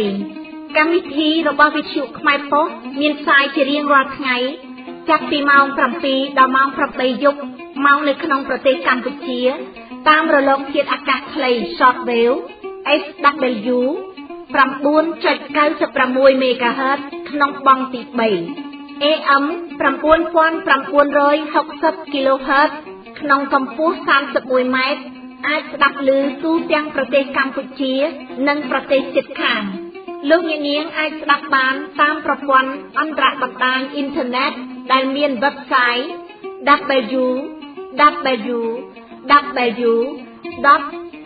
www.the